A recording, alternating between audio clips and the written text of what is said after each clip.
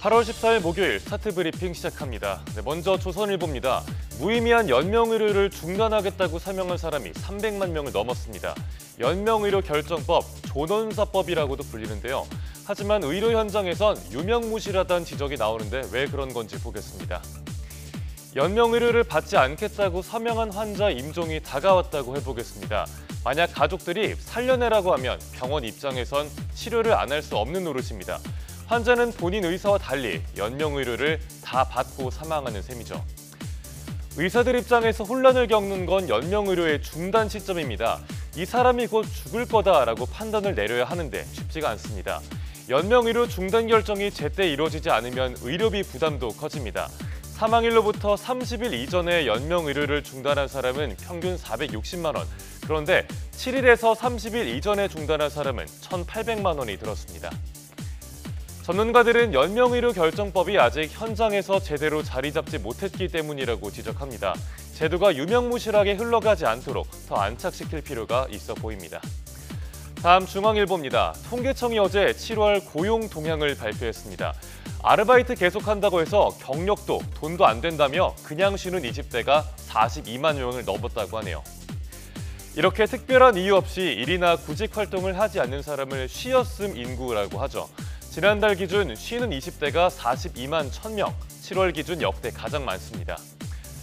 안 그래도 대기업 일자리가 부족한데 기업들은 경력직을 선호하고요. 또 고용 상황 자체가 나쁜 것도 영향을 미쳤습니다. 그런데 고용률은 63.4%, 실업률은 2.4%로 나타났는데요. 전체 취업자도 1년 전보다 17만 1,000명이 늘어났습니다. 어떻게 된 걸까요? 60대 이상 취업자는 34만 명이 늘었는데 20대 취업자는 13만 명이 넘게 줄었습니다. 또 업종별로는 제조업과 건설업, 숙박 음식업의 고용 부진이 계속됐고요. 고용률은 높고 실업률은 낮은데 그냥 쉬는 청년은 많은 아이러니한 상황입니다. 양질의 일자리가 줄어들면서 노동시장에서 떠나는 청년들이 많아지고 있습니다. 다음 기사 보겠습니다. 사망보험금을 매달 연금처럼 55살부터 당겨받을 수 있게 됐습니다. 사망보험금 유동화 내용을 한겨레 신문이 정리했습니다. 퇴직 후 국민연금을 받기 전까지 소득 공백기에 활용하도록 하려는 목적입니다.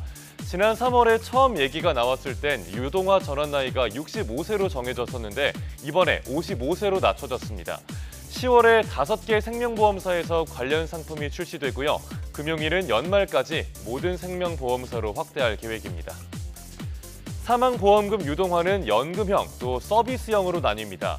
연금형은 사망하면 받는 보험금의 최대 90% 내에서 비율을 정해서 매달 연금처럼 받습니다. 예를 들어 40살에 사망보험금 1억 원 상품에 가입해서 매월 15만 1,000원을 20년간 납입한 사람이 있다고 해보죠. 수령기간 20년, 유동화 비율 70%를 선택하면 월 18만 원을 받을 수 있습니다. 나머지 보험금은 사망 뒤에 유족이 받게 됩니다. 55세 이상이고 보험료를 완납한 계약자라면 신청할 수 있고요. 계약자와 피보험자가 같아야 합니다. 서비스형은 요양시설 이용료나 건강검진 서비스 등을 원가 이하로 이용하는 형태인데 설계가 복잡한 만큼 상품 출시까진 시간이 좀 더 걸릴 걸로 보입니다. 끝으로 서울신문입니다. 민생회복 소비쿠폰 사용처에서 빠져서 매출에 타격을 입은 소상공인들이 꽤 있다는 내용입니다. 서울에서만 1,000곳 정도의 매장이 누락됐다고 하네요. 정지용 서울시 의원 자료를 보면 소비쿠폰 결제가 되지 않는다는 내용의 민원이 1,225건, 이의제기를 한 매장은 1,033곳입니다. 전체 사용처 50만 곳 중에 0.2%입니다. 사용처 명단 누락이 800여 건으로 가장 많았고요. 결제 오류 문의가 200여 건으로 뒤를 이었습니다. 제외업소로 분류됐던 이의제기도 141건이었습니다. 최근에 개업했거나 주소를 이전해서 착오가 생긴 경우도 있지만 이유를 알 수 없는 사례도 적지 않았습니다.